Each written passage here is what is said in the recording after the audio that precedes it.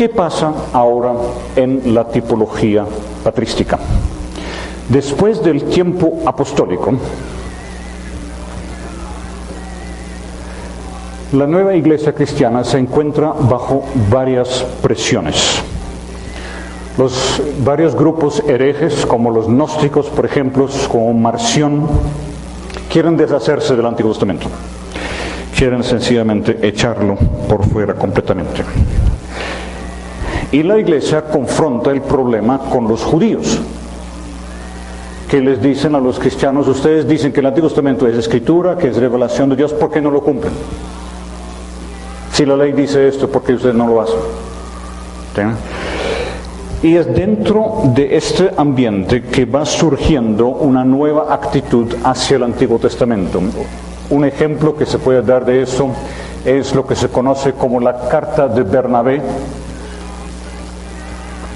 pseudo Bernabé, porque se supone que no es el personaje Bernabé del Nuevo Testamento. Y ahí encontramos ya un acercamiento distinto al Antiguo Testamento.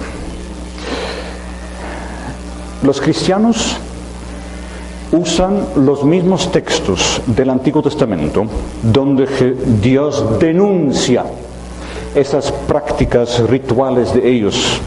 Isaías capítulo 1, ¿sí? ¿Cómo es que ustedes vienen a mis cortes todo el tiempo? ¿Quién les pidió eso? Si ustedes no están practicando la justicia. Los cristianos usan esos textos para decir: mire, aún en el Antiguo Testamento mismo, Dios ya dijo, cumplimiento de la ley no era lo más importante.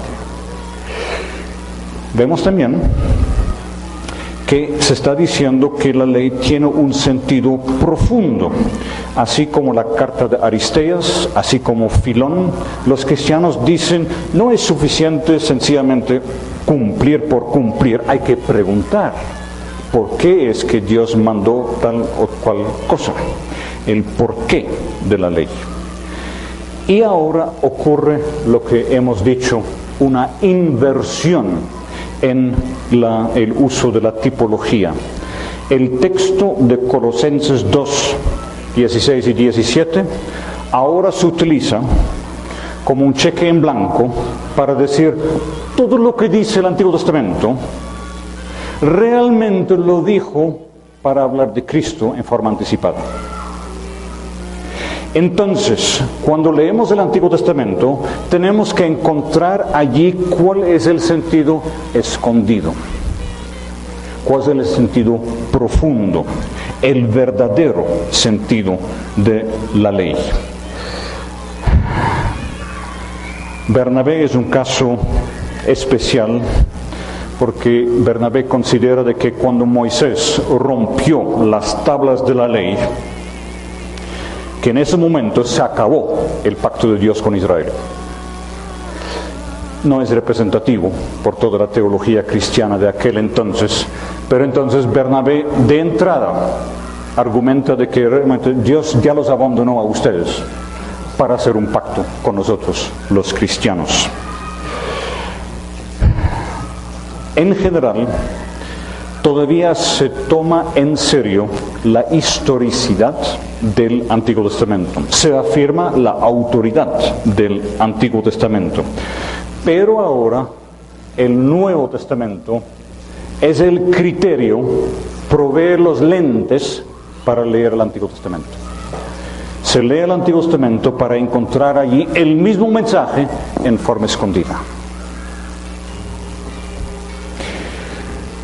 Y a la larga, lo que esto implica es que sí se va perdiendo el sentido histórico del Antiguo Testamento. Lo que dijimos ayer sobre la dimensión histórica en los argumentos de Jesús, en los argumentos de Pablo, que ven todo el Antiguo Testamento como una preparación, como algo que culmina en el cumplimiento en Cristo, esto se va perdiendo. Cada vez más se mira el Antiguo Testamento como un libro cerrado, un libro escrito en clave, que uno necesita una clave especial para poder entender el sentido verdadero. Y ahí entra lo que llamamos la dicotomía griega entre un sentido literal que es irrelevante, que ya es superado, que ya ha caducado, y un sentido espiritual verdadero que es el sentido profundo detrás del texto, ¿sí? Un dualismo griego, una división entre lo material y lo espiritual que es propio del pensamiento griego. Y así llegamos al personaje de Orígenes de Alejandría.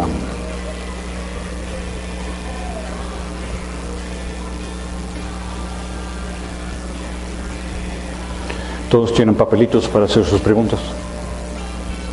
Habrá cantidades de preguntas después de esto, ¿no es cierto? ¿Sí? Orígenes de Alejandría. Ahí tenemos el gran teórico de la interpretación alegórica. Un padre del tercer siglo después de Cristo y el primer erudito bíblico de veras. Orígenes es un hombre muy curioso. Él en Alejandría tenía oportunidad para debatir con los judíos. Como ya les dije, había cantidad de judíos que vivían en Alejandría. Y se daba cuenta que muchas veces cuando él citaba un texto del Antiguo Testamento para mostrar, pero el texto dice esto, el judío venía diciendo, no, pero el texto realmente no dice eso. Entonces, el mismo Orígenes desarrolla lo que se conoce como la hexapla, un Antiguo Testamento completo con el texto hebreo transliterado en letras griegas, todavía es el griego pero ahora en transliteración, y luego las 4 versiones griegas que existían en su tiempo. Sí, porque no solamente está la Septuaginta, también están otras 3 versiones que eran más rigurosamente judías que la Septuaginta. Y cuando existía otra traducción de alguna parte, como de los Salmos, lo agregaba también. Es decir, una obra inmensa, y solamente nos han quedado unas porcioncitos, unos fragmentos de eso. Un biblista, alguien que sí se preocupa por volver al texto y qué es lo que realmente dice el texto. Cuando Orígenes interpreta el arca de Noé, tiene una interpretación alegórica más descabellada que...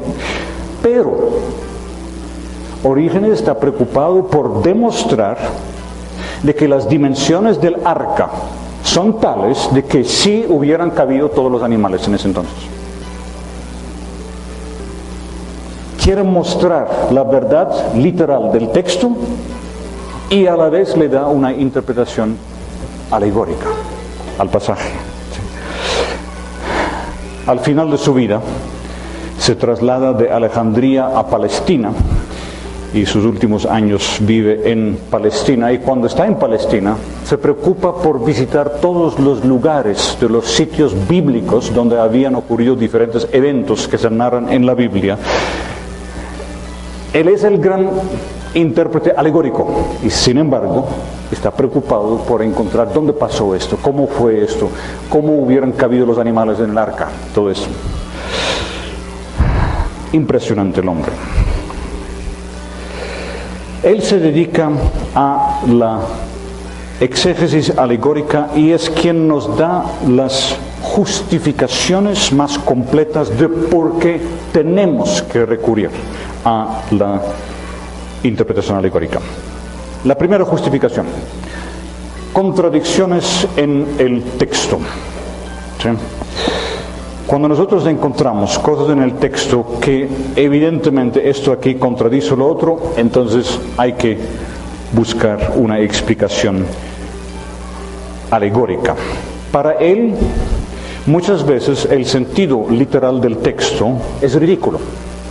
Él considera que Génesis 1 es imposible interpretarlo literalmente. ¿Por qué?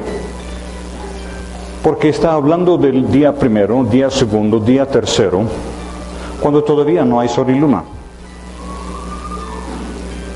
y nuestros días se marcan por el sol. ¿Sí? El día es de un alba, un amanecer a otro amanecer. Entonces es evidente que no pueden haber sido días literales. ¿Sí?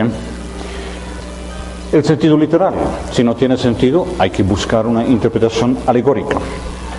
Para Orígenes, todo el texto bíblico es alegoría. Y cuando nosotros decimos, pero hay que hacer una diferencia entre ciertos textos que cuentan parábolas, que utilizan figuras, imágenes, y otros que son narración, Orígenes utiliza aquellos textos que son poéticos, textos que narran parábolas, como justificación para interpretar todo el texto en forma alegórica. ¿Sí? Si se habla de Dios teniendo manos, brazos, etc., es obvio que hay que interpretar alegóricamente, y hay que interpretarlo todo en forma alegórica. Cuando algo es ilógico, o cuando algo es imposible, entonces hay que interpretar alegóricamente. A veces eso da resultados muy curiosos. Cuando Pablo dice, creo que es en 1 Corintios, el que fue llamado esclavo, que sigue esclavo, el que fue llamado circuncidado, no trata de cambiar eso. Nosotros hubiéramos pensado, bueno, Orígenes va a decir, es imposible cambiar la circuncisión una vez que eso está hecho, pero su reacción es exactamente la contraria. Dice Orígenes, ¿cómo se puede decir de que el que es circunciso no debe cambiar eso? Si ser circunciso es una vergüenza y debe hacer todo lo posible para tratar de evitar eso. Para él esto es algo que es irracional. Lo que Pablo dice no se puede tomar en forma literal. Obviamente él utiliza las aparentes contradicciones entre Antiguo Testamento y Nuevo Testamento, y aquí hay personas que compartan eso cuando hablan del Dios guerrero del Antiguo Testamento y el Dios pacificador del Nuevo Testamento. Hablamos de eso después. ¿Sí? Entonces, la interpretación alegórica sirve para resolver tres tipos de discrepancias. Sirve para resolver discrepancias históricas. Sirve para resolver discrepancias lógicas, cuando algo ofende el sentido común. Y sirve para resolver discrepancias teológicas. El mismo argumento que habíamos encontrado en Filón. Cuando algo en el texto no va con la dignidad de Dios, hay que interpretarlo alegóricamente. Dice Orígenes, si uno toma lo dicho sobre Dios en el Antiguo Testamento en forma literal, todos terminamos siendo gnósticos y rechazando el Antiguo Testamento, porque en su sentido literal, obviamente que es inaceptable. Sí, tenemos que interpretarlo alegóricamente. Ahora es importante notar que Orígenes no se limita a interpretar alegóricamente el Antiguo Testamento. También el Nuevo Testamento se interpreta alegóricamente. Hay varias cosas que narran los evangelios que Orígenes está convencido de que estas cosas no se dieron literalmente. Así, por ejemplo, cuando se habla de lo que es la entrada triunfal de Jesús, para Orígenes eso no puede haber pasado literalmente. La purificación del templo, dice Orígenes, eso no puede haber sido así literalmente.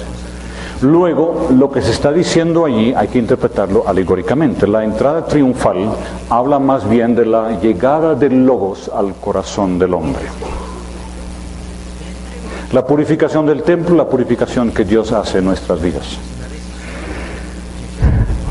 No es solamente el Antiguo Testamento que se interpreta en esta forma, el Nuevo Testamento también.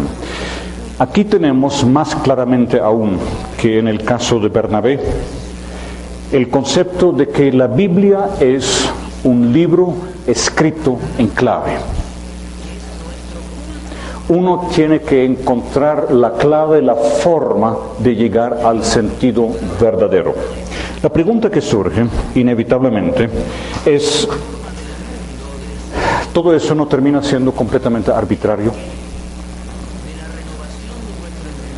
¿Quién distingue entre lo que usted saca de un texto bíblico con interpretación alegórica y lo que otro saca por interpretación alegórica, que puede ser algo completamente diferente? ¿Sí? En interpretaciones alegóricas no hay límites. Son infinitas las posibilidades.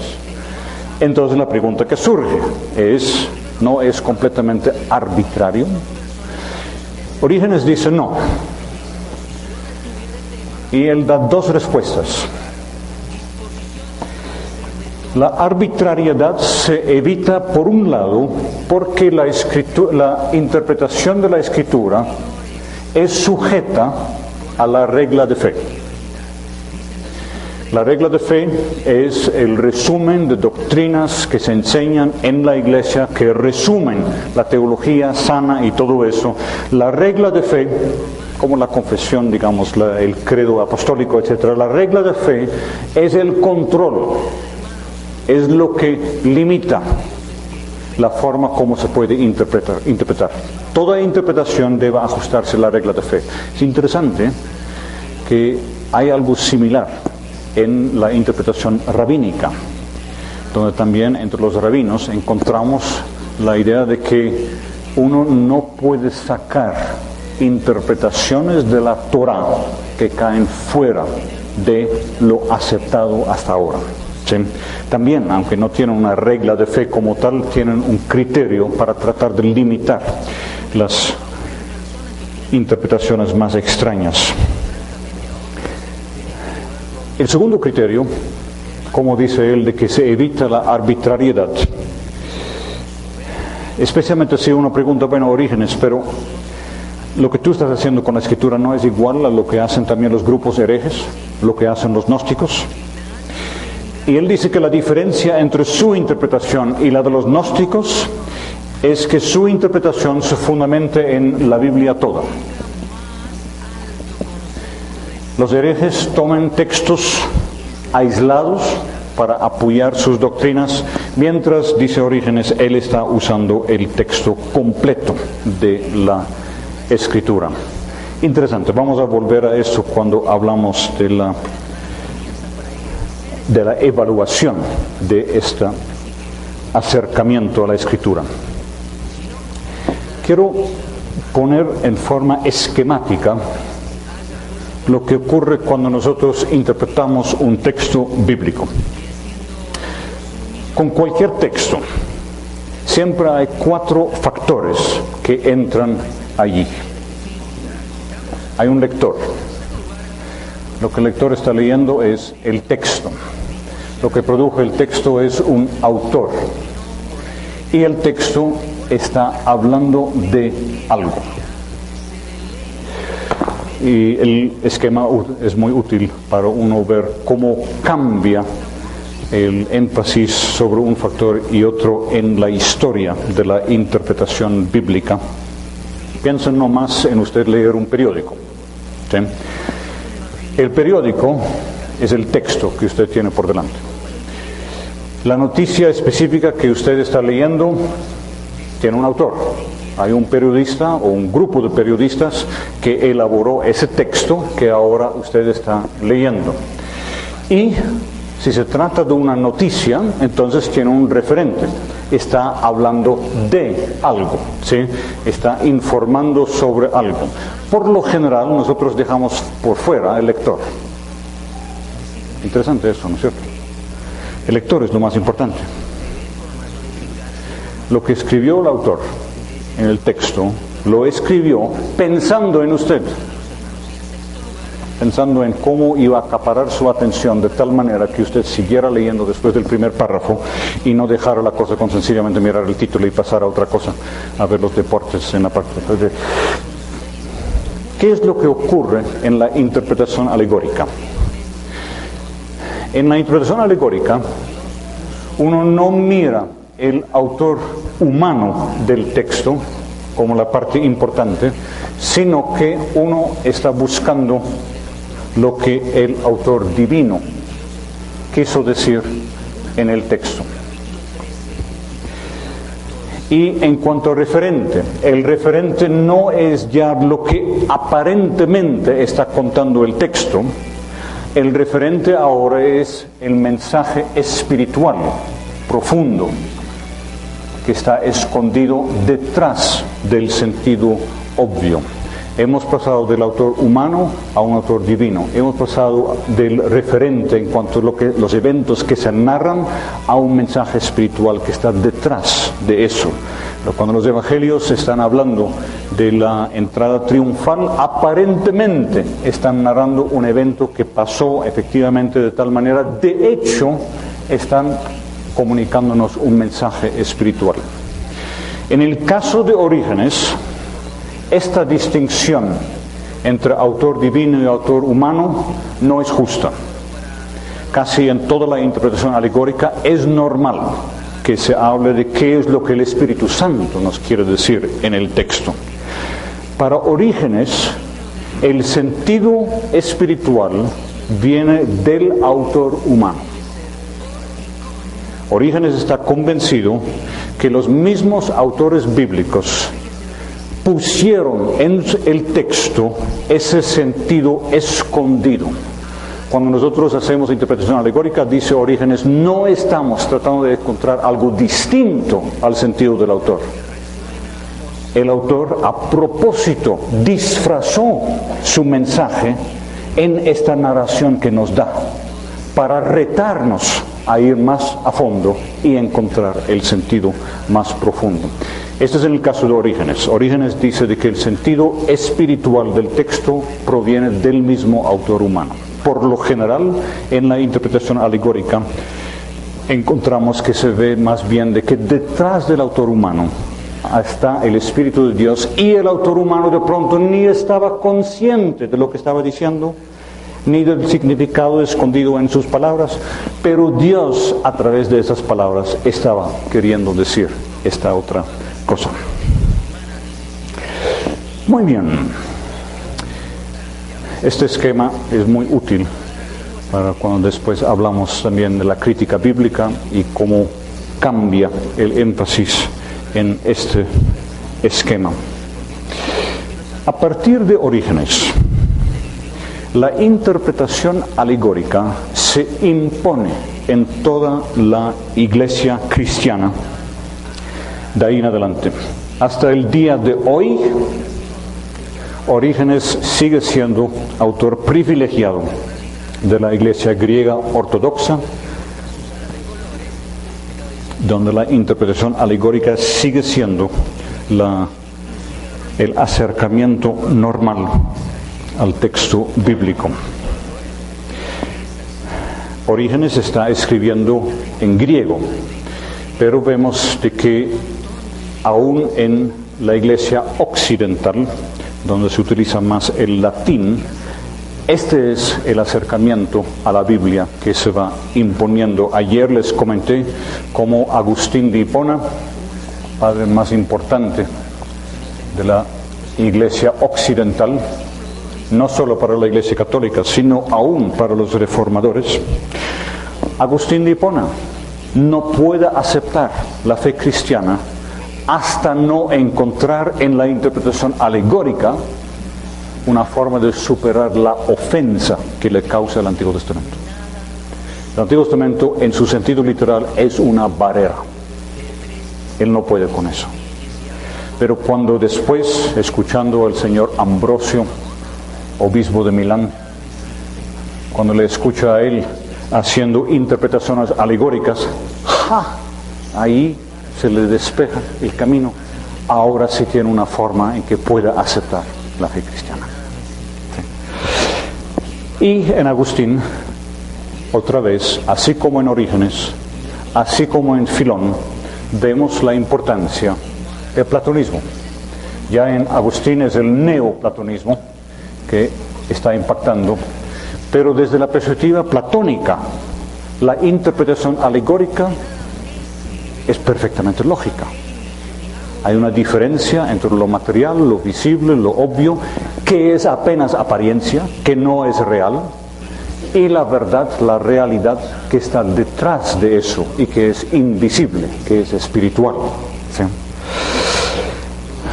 Durante la Edad Media encontramos de que se va, digamos, desarrollando más la interpretación alegórica, y a partir del señor Casiano se desarrollan los 4 sentidos de la Biblia. De hecho son 2, pero el segundo se divide en otros 3. ¿Sí? Los 4 sentidos son el sentido literal y el sentido espiritual. Pero el sentido espiritual se divide en 3 partes. Si no estoy mal, debe estar esto aquí en el tablero. Ahí está. ¿Sí? No exactamente como debería ser, pero el primer sentido espiritual es el sentido alegórico. ¿Qué es lo que el texto dice de Cristo? El segundo sentido espiritual es el sentido tropológico. Tropológico es lo que tiene que ver con la moral, con la conducta, cómo debo yo vivir. Y el último sentido es el sentido anagógico, que tiene que ver con la vida futura. ¿Cuál es la proyección escatológica, apocalíptica del texto?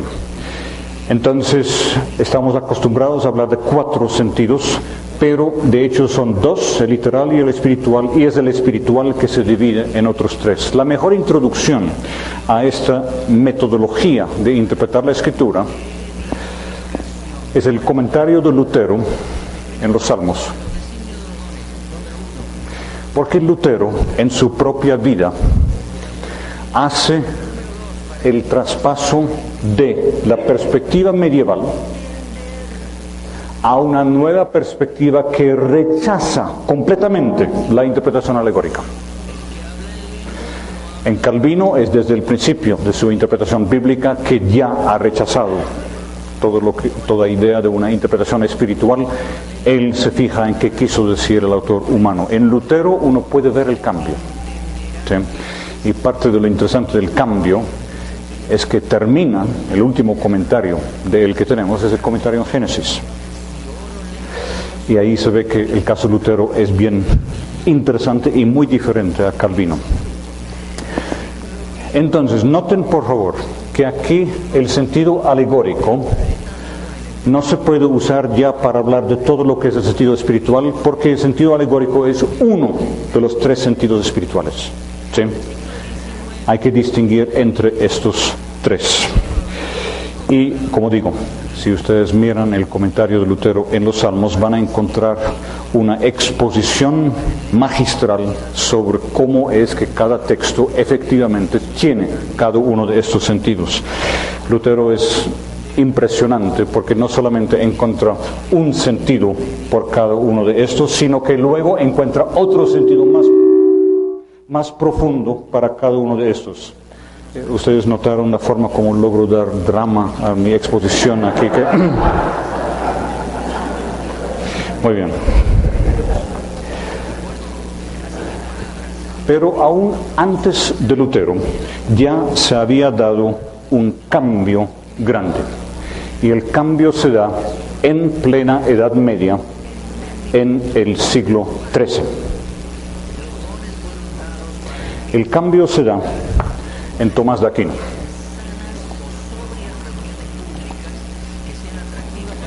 Tomás no rechaza los 4 sentidos de la Escritura, pero dice que la doctrina, la teología, solo puede fundamentarse en el sentido literal. Está muy bien usted sacarle sentido alegórico, tropológico, anagógico, lo que quiera del texto, pero si vamos a definir doctrina bíblica, solo nos sirve el sentido literal, lo que es el sentido obvio del texto. Tomás también ayuda en el sentido de que él aclara, con Tomás estamos en el siglo XIII, ¿sí? Tomás logra resolver una duda que había quedado desde antes de Orígenes. Si en Isaías 5, Isaías nos da la parábola de la viña, es una parábola. Entonces, ¿cuál es el sentido alegórico? Cuando uno interpreta lo que él quiso decir con la parábola, ¿ese es el sentido alegórico? ¿O hay que luego buscarle un sentido alegórico a lo que fue el sentido de la parábola? Tomás es quien por fin aclara. Cuando el autor bíblico, a propósito, utiliza una figura, alegoría, parábola, esa figura, alegoría, parábola es parte del sentido literal. Cuando usted analiza Isaías 5, usted tiene que preguntar qué es lo que Isaías quiso comunicar con la parábola de la viña. Y ese es el sentido literal. Aun si Isaías está usando una parábola, no importa. Y esto significa que a partir de Tomás se entiende que el sentido literal es aquel sentido que el autor humano quiere comunicar. ¿Sí? Si quiere narrar eventos, entonces el sentido de lo que narra es los eventos que está describiendo. Si él está usando una parábola, el sentido del autor es la parábola y lo que quiso comunicar a través de la parábola. ¿Sí? Tomás fue bastante útil para la historia de la exégesis. Desgraciadamente,